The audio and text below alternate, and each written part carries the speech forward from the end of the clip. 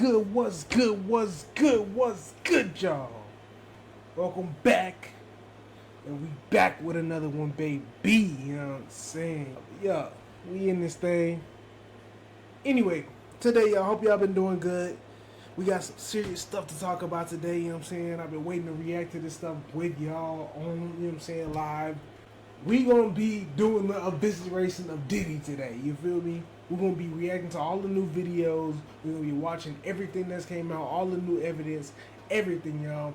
You know what I'm saying? If you don't know, this is something I've been talking about for a long time, you feel me? I've been actually talking about this for years, and I guess, you know what I'm saying, people are finally starting to wake up to the fact of, you know what I'm saying, everything that's been thrown around for years now, whatever. So, you know what I'm saying? But we're gonna react first to the new, like, Cassie footage, and then we're gonna just kind of just go down the rabbit hole from there, y'all. You feel me? Big trigger warning, y'all. Huge trigger warning, you know what I'm saying? If there's any type of person or any type of individual who has dealt with domestic violence or abuse or anything like that, like, you know what I'm saying, this might not be the video for you or anything like that, because this is definitely touching on those types of subjects. I'll be leaving one of those hotline numbers down below for abuse victims, basically, because it's, you know, we kind of just need to spread more awareness about things like this, because this is actually an insane. Straight into the Diddy in 2016 assaulting former girlfriend Cassie Ventura, you know what I'm saying? If you haven't read anything about the lawsuit, basically she filed a lawsuit about on him basically a couple months ago, and detailed years and years of abuse and allegations and everything, you know what I'm saying? We didn't really react to it on this channel, but if you want to go look into it, you know what I'm saying, or if you want me to do a breakdown of it on this channel, we will be doing that. Just let me know down in the comments. But anyway, show us the video, but first, give us some context on what we're about to see. Yes, Jake, this is incredibly disturbing footage, so I do want to warn our viewers, as you did. But as you said, Cassie's lawsuit, which was filed in November of 2023 and then was quickly settled overnight, it did open the floodgates. But in that complaint, Jake, she details an incident that she alleged happened in March of 2016 at a hotel in Los Angeles. She claimed in her lawsuit that she was physically assaulted by Diddy. Now our team in the LA Bureau, we have got our hands on that surveillance footage, and it appears to corroborate Cassie's claims identically. I wonder how they got their hands on the footage, Chad. You know what I'm saying? I'm wondering how they got their hands on the footage. Really, Jake, the lawsuit lines up with exactly what we are seeing, so let's take a look. New surveillance footage obtained exclusively by CNN appears to corroborate some of the allegations of abuse against music mogul Sean Diddy Combs. The video, captured on multiple cameras, shows Combs wearing only a towel, assaulting his then-girlfriend, Cassie Ventura, in a hallway at a Los Angeles hotel in March 2016. A lawsuit filed by Ventura in November last year and settled the next day referenced actions that seem to match those seen in this video. There is no audio. According to the complaint, Combs became extremely intoxicated and punched Miss Ventura in the face, giving her a black eye, which, according to the lawsuit, prompted Ventura to try and leave the hotel room. The surveillance video obtained by CNN begins as she enters the hallway. The complaint says, as she exited, Mr. Combs awoke and began screaming at Miss Ventura. He followed her into the hallway of the hotel while yelling at her. The complaint goes on to say he grabbed her and then took glass vases in the hallway and threw them at her. In the surveillance video, Combs can be seen grabbing Ventura and throwing her to the ground. As Ventura lies on the ground, Combs then kicks her twice and attempts to drag her on the floor back to the hotel room. Ventura is seen picking up a hotel phone. Combs seems to walk back to the hotel room, then returns and appears to shove her in a corner. Moments later, he can then be seen throwing an object in her direction. According to Ventura's now settled lawsuit, the pair began dating several years after they met in 2005. They parted ways in 2019. Combs' attorney said the decision to settle was in no way an admission of wrongdoing. Ventura declined to comment on the video, but her attorney told CNN the gut-wrenching video has only further confirmed the disturbing and predatory behavior of Mr. Combs. Words cannot express the courage and fortitude that Miss Ventura has shown in coming forward to bring this to light. The video hasn't been seen publicly before and comes on the heels of a series of civil lawsuits alleging Combs' involvement in sex trafficking and sexual abuse, allegations that Combs has repeatedly denied. Authorities searched Combs' homes in Los Angeles and Miami in April as part of an ongoing federal investigation carried out by a team that specializes in human trafficking. So if you don't know that there was a raid at 3 of his homes simultaneously at the same exact time, you know what I'm saying? Basically at the same exact time, same exact day. They had 3 different units in 3 different states all attack his homes all at the same time, you feel me? So yeah, that's a crazy look. In crimes. In a December 2023 statement, Combs responded to the claims in some of the lawsuits, saying, "Sickening allegations have been made against me by individuals looking for a quick payday. Let me be absolutely clear. I did not do any of the awful things being alleged." Just released that on Instagram. Alright, well, we don't gotta finish the whole entire thing, but basically that's the gist of it, you feel me? That's insane, like, just to see the lack of regard for your surroundings of where you are, you know what I'm saying? Let alone the action itself, of how bad the action itself is. It's insane to just see the lack of regard of just like, oh, I'm at a hotel, like maybe like we're out in public, you know what I'm saying? Doesn't care that he's out in public, doesn't care that he's naked, doesn't care what's going on, you know what I'm saying? Like, I don't know what the circumstances leading up to that. Maybe she waited for him to get in the shower. I'm assuming she waited for him to get in the shower. You know what I'm saying? We could just do a full breakdown of this video. Okay, so we get him, you know what I'm saying? It looks like he was in the shower or about to get in the shower, in the process of showering, something like that, and he heard the door close. She packed up her clothes. I'm assuming he was about to get in the shower. They had a big fight or something. He probably already was putting his hands on her. She decided that she was going to wait for him to have a moment to breathe. He got in the shower. She decided to pack her bags and try to dip out silently. And here comes the freaking boogeyman. Here comes freaking Michael Myers himself coming rushing down in a freaking towel, completely naked in a towel, and has no regard for where he's at. No regard if there's cameras or anybody with this. People could have been coming out of their room, hearing what's happening. She could have freaking screamed at the top of her lungs, and people could have came out. Like, you have no regard. So, well, the reason I'm saying that is because if you have no regard for where you're at and what you're doing right here in this moment, then what are you doing when you're not on camera, when you're not in public?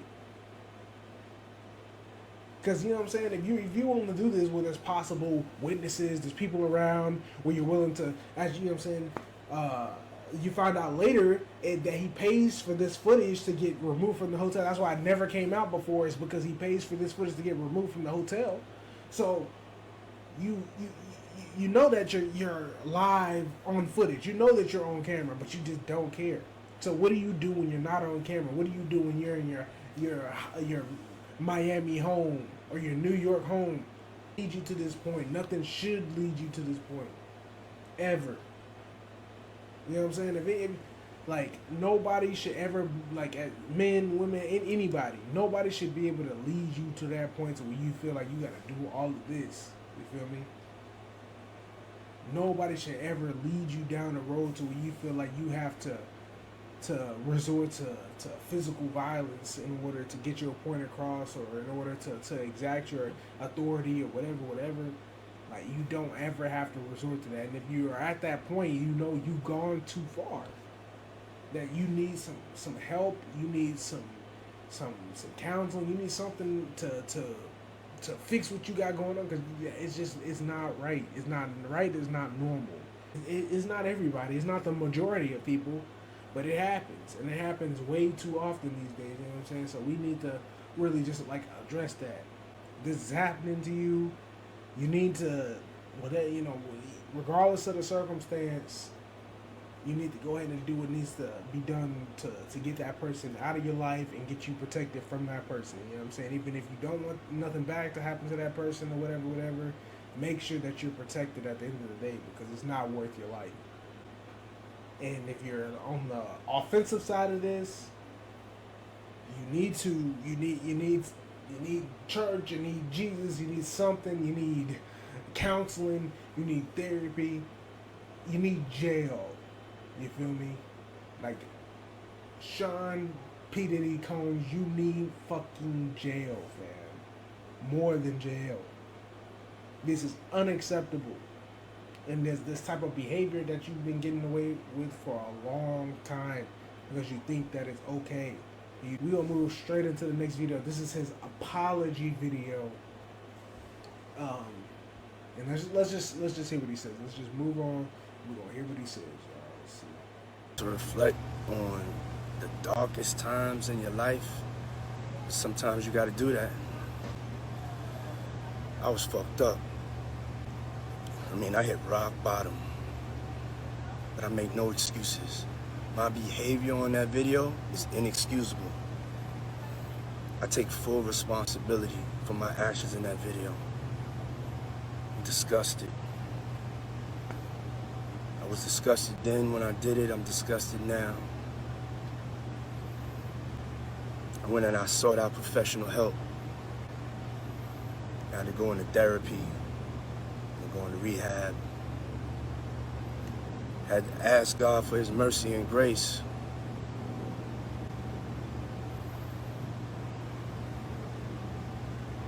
I'm so sorry. But I'm committed to be a better man each and every day. I'm not asking for forgiveness. I'm truly sorry.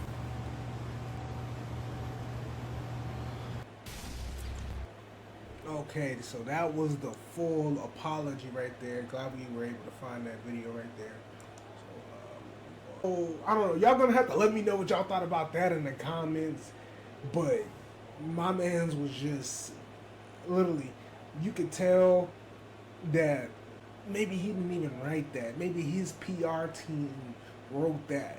You know what I'm saying? Some crisis management team probably wrote that statement and kind of told him how to portray himself. What did you expect to result from that video that wasn't going to get from you staying silent? You know what I'm saying? Like, if anything, you even coming out with a video like that only screams to people after a video services of you being fully like, I don't even know the word because I'm trying not to like get striked out on YouTube. Being fully abused, being fully a monster towards Cassie in that video. We saw that in 4K, and you came back with a response video when you're 100% in the wrong. You're 100% in the wrong. If it was something like you were coming back to tell us your side of the story, there was some type of bigger event. I don't know what kind of events could have led to this. Maybe she freaking cut you in the room and then you ran after her. She freaking sliced you or something. You know, something crazy. If you were defending yourself, that would be one thing. But just like you came out with an apology video, what are you apologizing to us for? You didn't chase me down the hallway. You didn't pull my hair. You didn't drag me down. What are you apologizing to me for? I understand that he can't say her name in public. I understand neither one of them can say their names in public. You know what I'm saying? That the broadcaster just says that, and I know how NDAs work. Ironclad NDA. You feel me? I know how they work.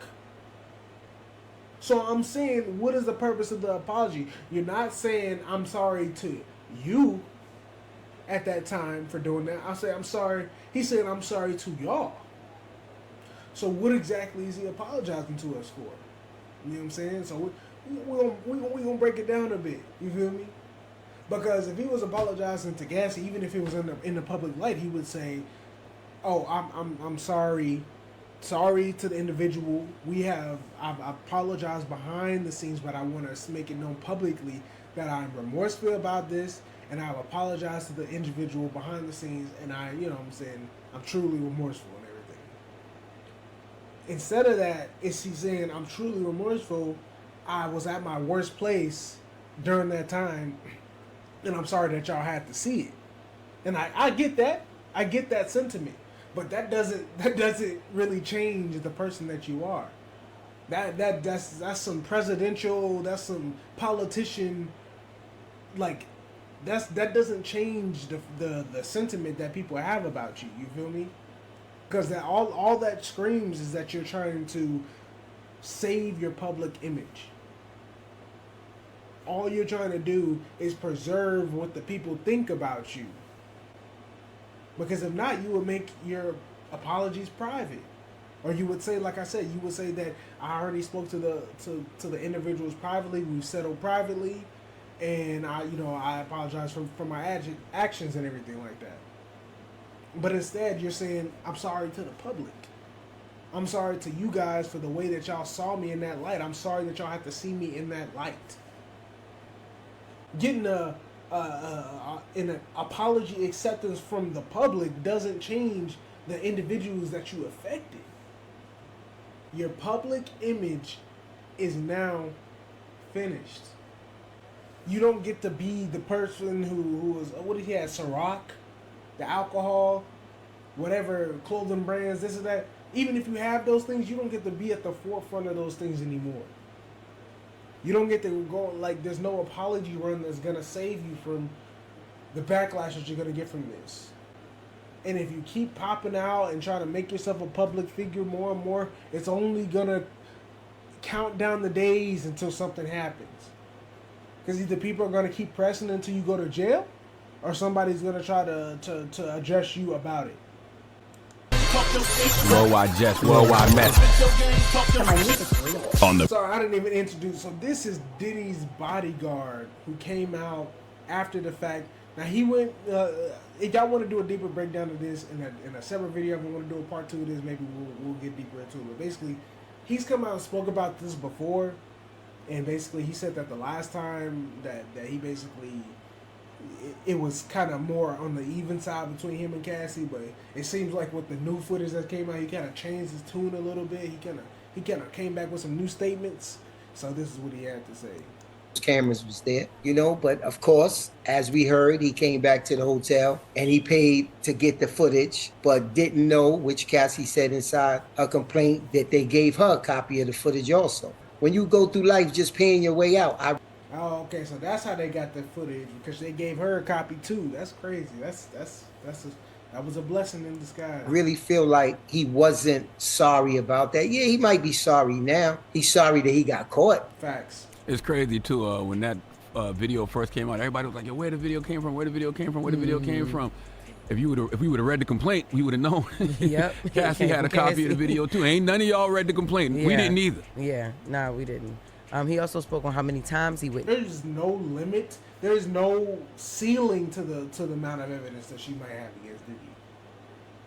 Keep in mind, this was what I don't know how long they were together, 10 or 15 years, something like that. 10 or 15 years. There's no ceiling to the amount of evidence of the, you know what I'm saying, of the abuse, you know what I'm saying, especially if you've been doing it a long time. She might have way more than this. This might just be the tip of the iceberg, for real. How many times did you personally witness him be violent towards women? Around 4 or 5 times. And was that all with Cassie, or was it Cassie and other women? I seen him with Cassie, and I seen him with Kim Porter, his kid's mother. But what did you see him do? I've seen them get physical. I've seen him get really physical, grab him up. I seen him get into some wrestling and punching matches. And sometimes I felt like, what are you mad at? What are you upset about? Because it's a deeper anger when you hitting and punching a woman in that type of manner.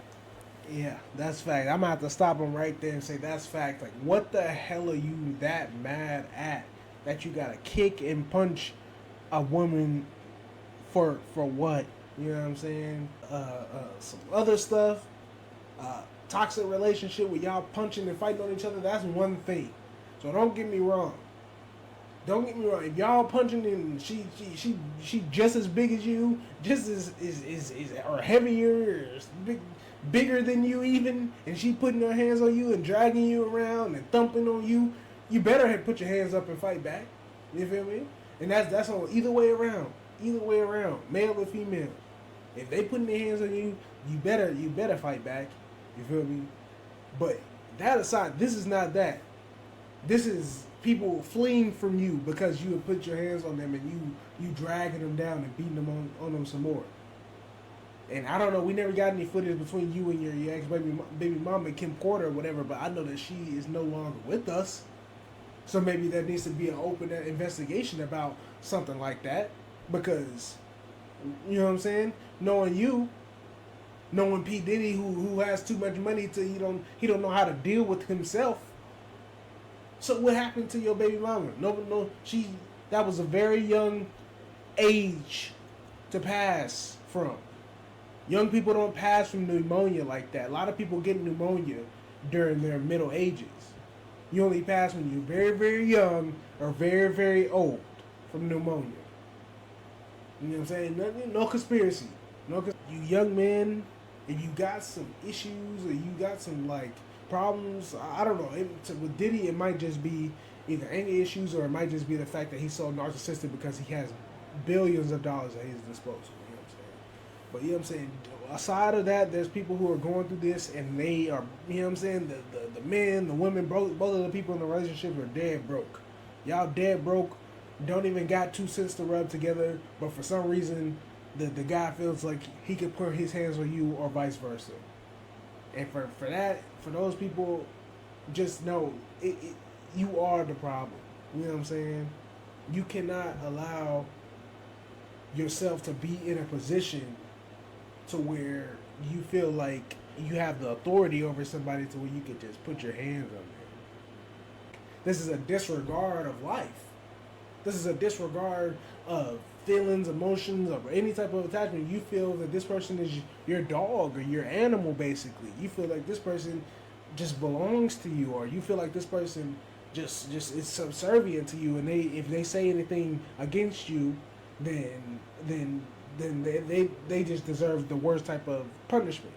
So it's only a matter of time. It's either that or you better freaking stay subservient to that person forever. Because that's what you do when you abuse somebody, is you sign yourself up to a lifelong of servitude to them. Especially if you do anything good with yourself.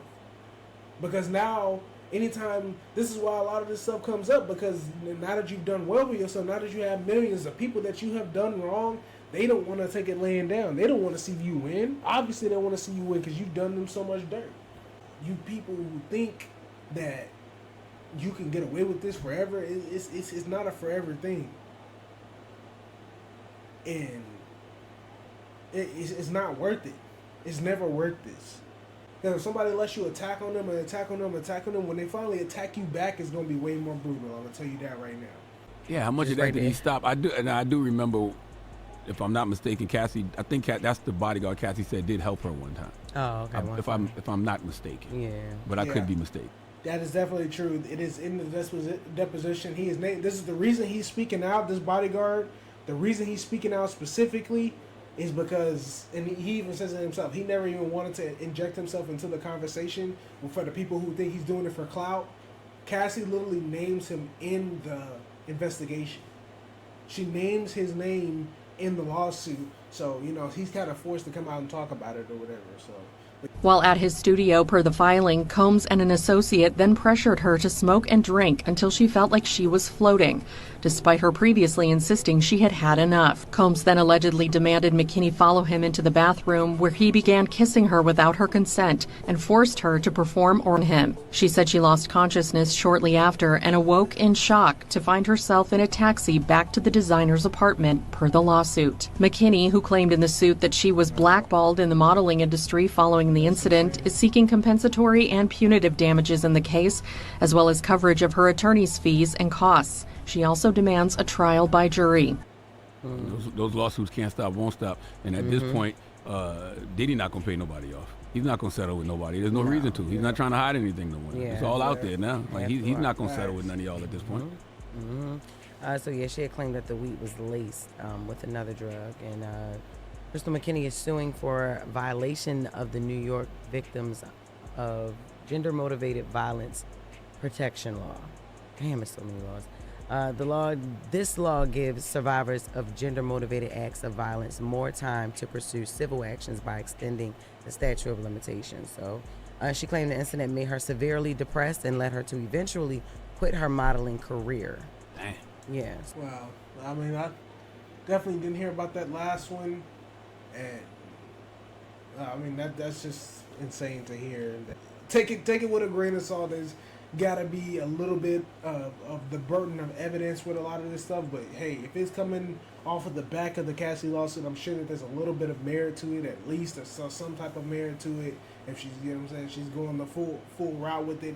But at the same time, you know what I'm saying, there is a whole Little Rod situation where a whole lot of that lawsuit got basically debunked, and a lot of the stuff gets kind of torn down a little bit. So it just kind of depends on the situation. There is a lot of, some people trying to get money. There's some people trying to get real compensation for the things that they went through. So that's why I was so adamant on what I said yesterday after he posted that apology, because it comes a time where it's like you can't just say anything you want to say and think that people gonna accept it. You know what I'm saying? I think it's a God syndrome, you know?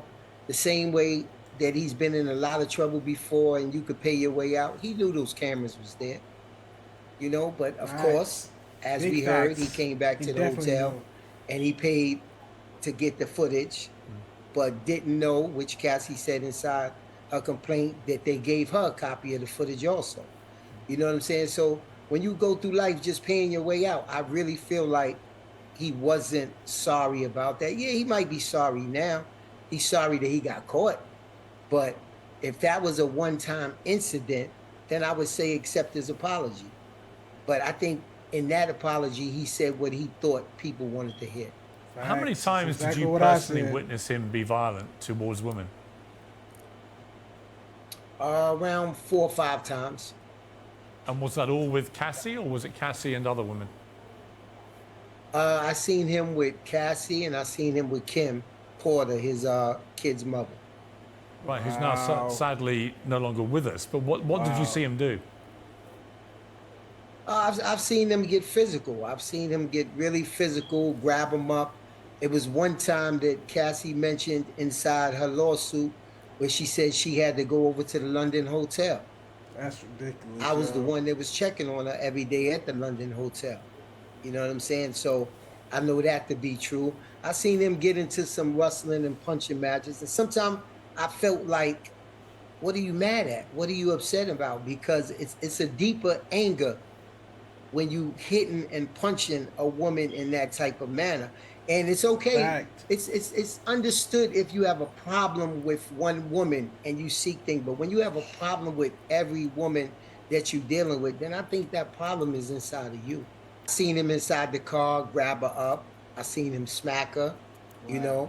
And one thing about Kim is Kim got to the point where she fought back because she realized how powerful she was. It was one incident on Sunset Boulevard in front of the Beverly Hills Hotel where I just seen the car rocking back and forth. You know, of course he put everybody out the car, but I seen the car shaking, so I opened the door. I said, what are you doing? You know, what are you doing? You see where we at, and what are you doing? And Kim got out the car like nothing happened, and she fixed her hair, and she told him, she said, I want to see you explain to the media that scratch I'm gonna put across your face if you put your hands on me again. Wow. And that was Kim attitude. Kim attitude was, she realized that what he had to explain meant more to him than anything. And once she realized she had that power, she said, nah, not no more. Because you're gonna have to explain why you all marked up. The incident you alluded to in the lawsuit was in January 2009. After Diddy learned that she had spoken to another music manager at a party, he became angry. It says in the car leaving the club, he beat Cassie, Miss Ventura, pushing her into a corner of the vehicle and stomping on her face, and that you tried to stop the beating, but were unable to de-escalate the situation. Is that an accurate assessment of what happened? I wouldn't say it was accurate because I did stop it. You know what I'm saying? And it wasn't a club. It was in front of a black tie affair, actually. And they came out of the black tie affair on Sunset Boulevard. And she was talking to a manager, and I was standing there. And then he just came out and went crazy. You know what I'm saying? I didn't understand why, but I knew that we was on Sunset Boulevard, and I grabbed him and I said, "Yo, what are you doing? Like, what did she do?" And she just ran on the side of the car and she bent down, and he took off for me, and he commenced to hitting her. And I pulled him off of her and I threw him in the car, and then I grabbed her and I threw her in the car. And they continued to fight for about another block or two. And then he sat there and he just shook his head. He just shook his head and said, "Take me home." Once we got her home, he then had his assistant get a hotel room at the London Hotel. And they took her over to the London Hotel for a week. This is insane. And my job was to just go check on her, you know, and I went and checked on her every day. She showed me some bruises on her chest, and she showed me her eye, and she just started crying. There are other parts of her lawsuit, which I want to just go through quickly. That's terrible. That's just absolutely atrocious. This is like, when you get to that point where you can't even talk to anybody, can't talk to family, can't talk to anybody outside of just like you in that relationship or whatever, like when they are not even allowing you to freaking experience any type of like talk to anybody at all, distancing you from family and everything like that, that's when you know. Anytime anybody starts isolating you from people, you should really start to second guess everything. That should be a major red flag. With you to see whether you would concur with what she claims, that Diddy urged and supplied her to take drugs. Did you witness that? Well, yeah, I definitely witnessed that. You know, drugs was a regular thing there, you know, for both of them. And I didn't have no idea that he was forcing her, though. But, you know, that was the things that they would do, you know what I'm saying, partying. They would go to the hotel for the weekends. They would have, I guess, what they was calling the freak-offs, I guess. But and just to be clear on that, sorry, just to be, I was asking about the freak-offs are where it is alleged, and she alleges, that Diddy forced her to have sex with other men as he filmed it. That is what a freak-off is. Is that right? Now imagine the tapes that they took from his house. Yes, that's what they say it is. And do you believe that was happening regularly? Yes, I believe that. Yes, and do you believe, as she says, that she was a completely unwilling participant in that he was manipulating the whole thing? When I look back, he's a king manipulator. He can manipulate anything and anyone. Money and power is what he's all about. You know, having conversations with him throughout the years, he has a God syndrome. So I definitely believe at the age of 19, seeking fame, wanting to be a singer, I think she allowed herself to be manipulated and be taken advantage of, definitely. You were with him a long time. What kind of person is he, Diddy? I mean, just from what you're saying at the moment. Yeah, I definitely see that. I definitely agree with that.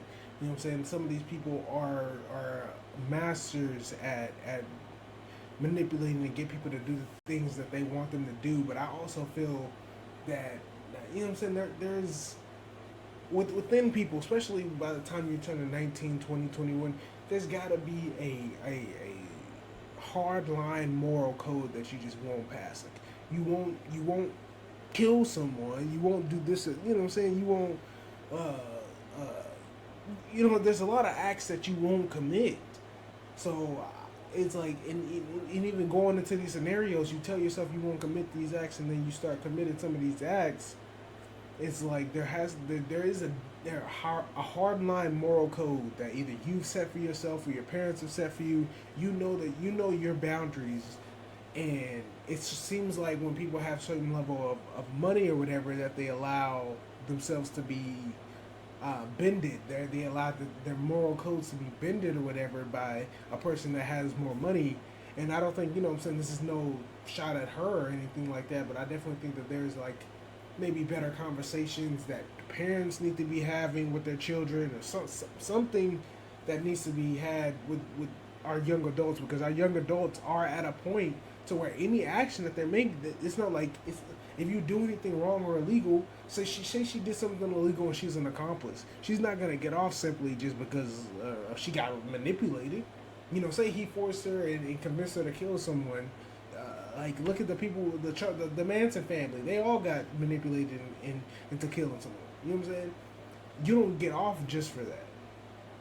You know what I'm saying? And like I said, this is no shot at her. 100%.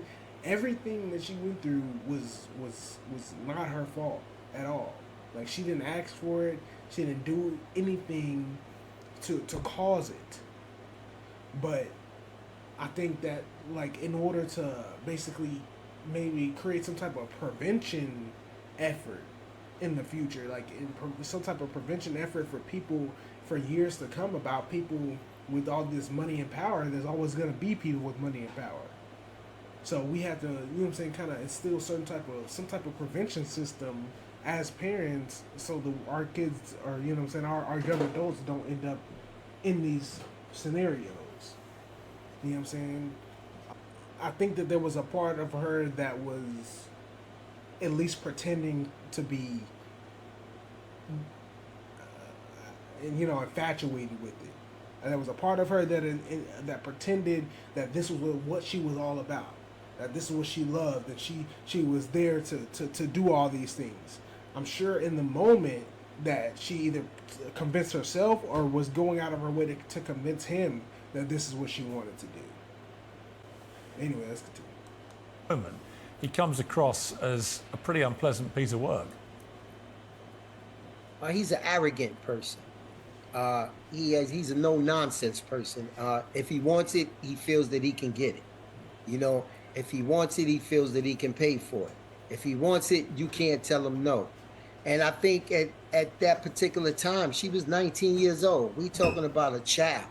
You know, at 19, going against someone I think at that time was 38, 39, very strong. Yeah, 10 years senior, you're definitely gonna have a miles more information, not even just information, but knowledge, life experience. It's so much more that goes to that. Plus, your brain doesn't fully develop till you're like 21 through 25.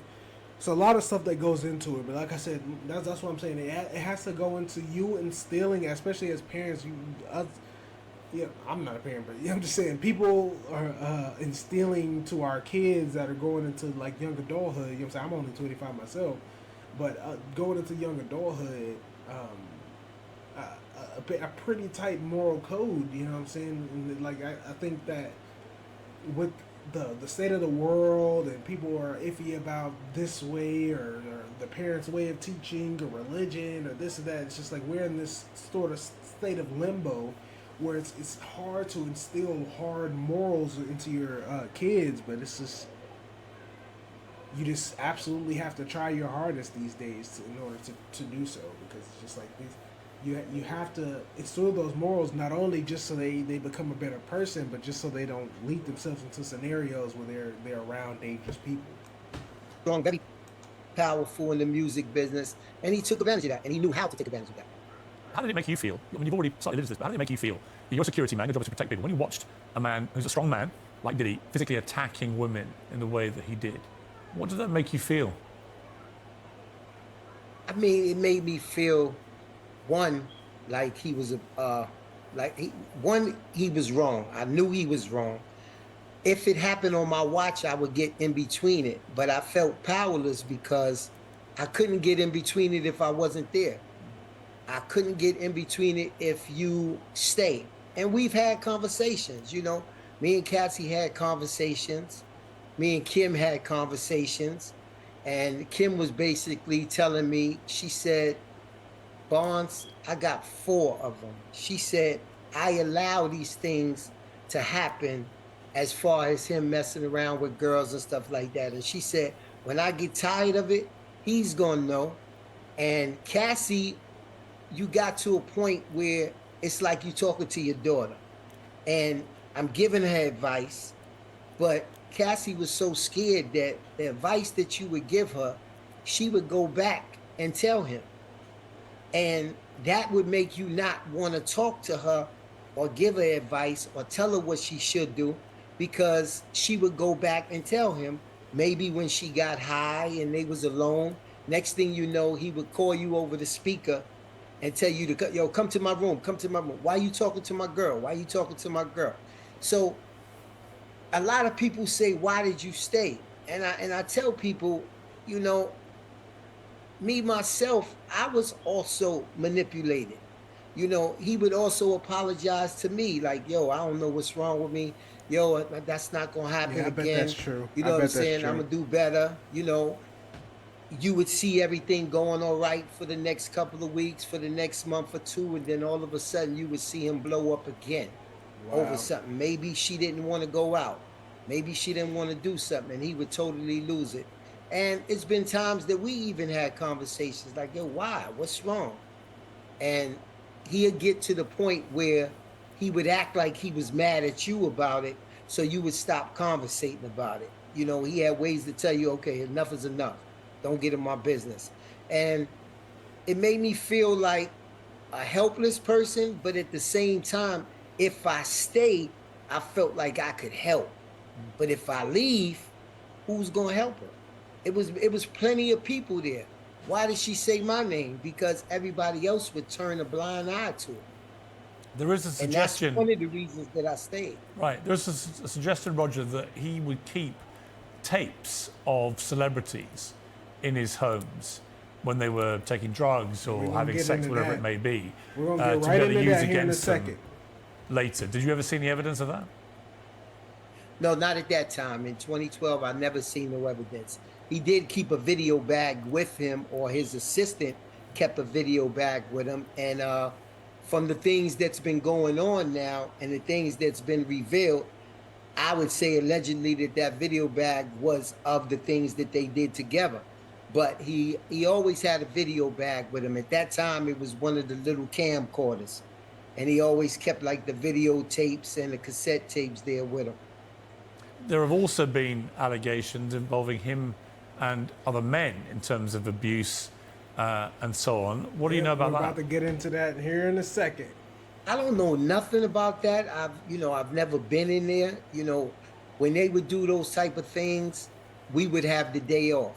He might go to the hotel and he'd be like, yo, I'm gonna stay in the hotel for the weekend. Y'all off for the weekend, and kind of rush you out. But me being the person that I am, it's been times that I would stand by the elevator, or I would go downstairs and say, why is this guy rushing me out? Why is this guy rushing? And I would see different men. I've never seen what they did, but I've actually stood there while they knocked on the hotel room door and went inside. What went on behind there, I can't tell you. When did you last talk to Diddy? I talked to Diddy when this first happened, the day before Cassie dropped the lawsuit. I spoke to him. What was that? Be one of his witnesses. All right. So that was the bodyguard basically breaking down everything that he knows and giving some kind of in-depth context to a lot of the things that have been said over the years, kind of some of the rumors, and kind of clearing up some of the stuff that goes along with the footage that has been seen. So, you know what I'm saying? He gave us a lot of evidence. Now, what he did say, and what the reporter was saying as well, is about him having questionable conduct around men, around, you know what I'm saying, other guys, and also possibly putting them in situations where they may be abused or whatever. So we're going to, you know what I'm saying, basically go down the rabbit hole and see a little bit about that. On the scene? When these rappers get killed, not incidental. Somebody made $100 million and now don't have to talk to that artist or none of their crew. Don't have to validate none of their contracts. And Fab and Jada and everybody, they made a compilation video of you because they said you were sounding real suspect on the interview. Yeah. Did you see that? Of course, did he see that? No, I didn't see it. When you hear of Diddy, many refer to him as a businessman. He wears suits, goes to Met Galas, pockets deeper than the ocean, in love with Young Miami. Others would say Diddy is selfish, a narcissist, that he's gay, and he's destructive.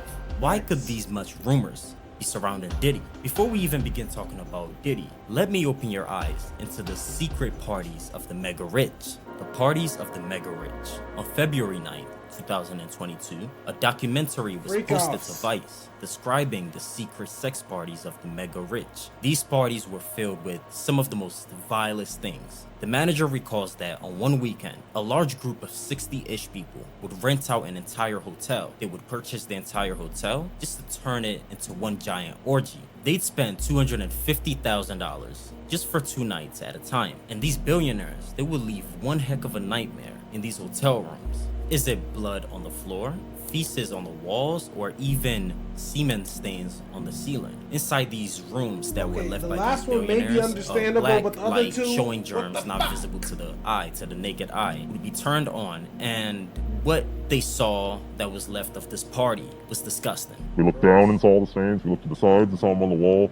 At one point in the bathroom, we looked up and saw them all on the ceiling, and we were just like, how do you do this? This is not human. Were you on the ceiling? The secret parties of Diddy. Just like that party, Diddy has been known to be having some of the most freakish Hollywood parties. In a video, you see Jamie Foxx as he jokingly describes these parties of Hollywood. Jamie would even say one time of how Diddy spent $1 million just to host a party of this sort. I would hang out and watch him throw parties. Sure, he famously threw his white party out. He would throw a party. One point, I went to Philly, followed him all the way to Philly. He threw a party, and he said, "Yo, Playboy, this party costs $1.5 million." So $1.5 million to throw this party. With this, you can definitely tell that these types of Hollywood parties are definitely going on behind closed doors. And apparently, this was something that Diddy did often. But what do you think could be happening inside these multi-million-dollar parties? I mean, I'm sure there's some crazy things happening, right? And I said, Puff, I'll throw you a party for $400. On a TV program called Drink Champs, Diddy had a few shots, and he became so tipsy that he started referring to other men as his daddy. Yeah, I love this drink. I like when you like this, Daddy. Yeah, where you put my bag? Daddy, I like when you scrambling and scraping. Look at everybody's faces. I like that. What in the freakish world is happening here? Kind of makes you wonder. Look at everybody's face when he said that. Diddy is referring to other grown men as his daddy. Could Diddy be gay? Now, apparently, he broke it down and said something about, oh, that's how people used to talk back in the day or something like that, or something. So, I don't know about all that. I know that is, you know what I'm saying, like, there is, like, certain sayings and stuff that have gotten lost on time. So, maybe that's just some 90s, 80s, 90s type weird shit. But, I don't know. I ain't personally never heard that. Yeah, I love this drink. I like when you like this, Daddy. Yeah, where you put my bag? Daddy, I like when you scrambling and scraping. Not only did Diddy say these things, he continued by saying he wanted to party and have a birthday party with Fab, the guy that was sitting across from him. I'm in. Look back on where I became. Did you miss me, though? For real, because I'm saying, it seems like the thing was this birthday party. Man, but I'm talking about for your birthday. I want you to party with me for your birthday, man. We partied for my birthday before you. It looks like when Diddy has had a few shots, his true colors begin. Yeah, this is how fabulous it sounded when he said that. We partied for my birthday already. Party for my birthday before you. It looks like when Diddy has had a few shots, his true colors begin to show. This might also make you wonder, what types of birthday party did Diddy have in his mind? And from what you're about to find out, Diddy's parties aren't just a regular birthday parties with cakes and presents. His parties are very mature, very mature. And Tupac was like a couple, seemed like to me. It was just a lot of weird shit going on. But that's to come. Just a few minutes after Diddy said he wanted to party with Fabs on Drink Champs, Diddy then goes on to play fight with another man. Hey, yo. Don't do that. Yeah, that's why I said let me pick it up. That's why I said let me pick it up from right there. This why I gotta pick it up from right there. Look at this nigga. Fab big Groove. Go ahead. No, Groove. Killing him. Look. Come tell the story. Groove, we intoxicated. Listen. Groove, you helping me? Right, some bone chilling, suspect stuff happening here. After that podcast, the clips of Diddy saying all those things went so viral that he'd be asked about it. On a Breakfast Club episode of January 18, 2018, Diddy was their guest. Morning, everybody. It's DJ Envy, Angela Yee, Charlamagne the God. We are the Breakfast Club. We got a special guest in the building. Brother Love is here. Yeah. Just call me Love. Just call me Love now. Just Love now. And around 17 minutes into the podcast, Charlamagne asked Diddy about those things he said in the interview. When you was with Nori and Fab and Jada and everybody, they made a compilation video of you because they said you were sounding real suspect on the interview. Yeah. Did you see that? Of course. I didn't see it. You didn't see it? I swear to God. Come on, man. You saw that on World Star and on the gram. Check this out. When they started playing the game, the pause game, I would definitely... That came from Harlem, too, by the way. Came from Harlem. I definitely... What? Would say some, oh my, ooh. The crowd would be like, whoa, did he just say that? You know what I'm saying? I don't play games. Y'all know. You know what I'm saying? I'm a grown man. I don't play games. How you gonna say, I used to say something when they came out with the pause game. I used to say some things that are absolutely out of this world, basically. But then follow that up by saying, I don't play any games. So you mean what you said. So you mean it, is what you said. You mean what you said. But, yeah. Did you compilation? Nah, I was. Pictures and shit like that out there. You should sit out there for no reason. Check this one out. Me and Usher used to play fight. We used to wrestle for Frosted Flakes. We want to thank you. Come here. Don't sit on the bed at night. No homo. No, just don't get close to the bed. Many believe Diddy groomed Usher and Justin Bieber when they were young. That's a fact, though. That's 100% a fact. Now, Usher has never said anything about this, but I don't know how they've buried it so far, but you can look it up. Justin Bieber has spoken out about a lot of stuff. A lot of stuff that's happened in the industry, and they've called him crazy or just buried it. He has done interviews talking about some of the most crazy things that you wouldn't. I can't even explain them on YouTube. Go do a deep dive into some of the stuff that Justin Bieber has exposed, fam. In the words of Diddy, he once said, "Me and Usher used to play fight. We used to wrestle for Frosted Flakes." We want to. What is that? Is that a knife? Some lube? Some liquor? What is that? Thank you. Come here. Don't sit on the bed at night. No homo. No, just don't get close to the bed. What that is. Don't get close, but it's just like, yo, we want to thank you for hosting the thing, man. It's been a pleasure. You didn't have to do it, and you did it. No, I definitely didn't have to do it. I definitely didn't have to. First and foremost, I'm not getting in the bed. Shout out to him and what he did. I'm just gonna, if we can, let's just put the camera a little this way, just so we're not. I don't want my shot to even, I don't want it to come close to the bed, at all. I should look like he fresh off a goddamn plane. I should. Fresh off the guard stage. That's my brother right here from day one. We used to wake up and, pause, but like, check this out. Back in the days when he was like 10 and I was a little bit older. See, look at this. He got the freaking, I don't know if that's a Ciroc or Bel Air. Either one of them, he got a bottle in his hand, can't even help himself. Hold on. Day one, we used to wake up and, pause, but like, check this out. Back in the days when he was like 10 and I was a little bit older, his older brother. When he was like 10 and I was a little bit older. P-Diddy just said when he was like 10. We used to fight over the Frosted Flakes, you know what I'm saying, before pause was invented. You know what I'm saying? But it's my brother for real. We used to actually we can sit here and do the math. I'm not even gonna do the math. The Frosted Flakes because he used to always get up early. Now he's one of the richest stars in the world. Yo, what the fuck did Puff just say? Right. So you see, Diddy says they fought over Frosted Flakes, and if Usher was sent to Diddy at such a young age to be coached by Diddy, of course, why would he be wrestling with children over Frosted Flakes? And it makes you wonder, did Diddy also wrestle with Justin Bieber for Frosted Flakes? And even so, why was Usher and Justin Bieber even sent to Diddy at such a young age?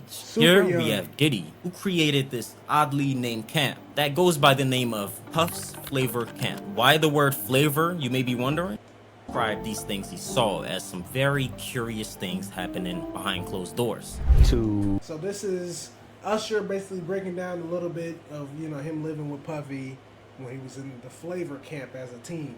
Now, y'all wouldn't even understand the amount of celebrities that have once freaking Justin Bieber, Usher, freaking Ed Sheeran, like so many of the biggest stars that you wouldn't even understand have went to that flavor camp and went through there. So we have a lot of questions to ask. You know what I'm saying?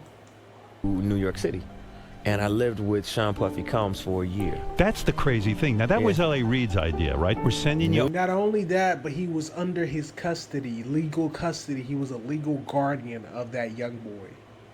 Over to something called Puffy Flavor Camp. There you go.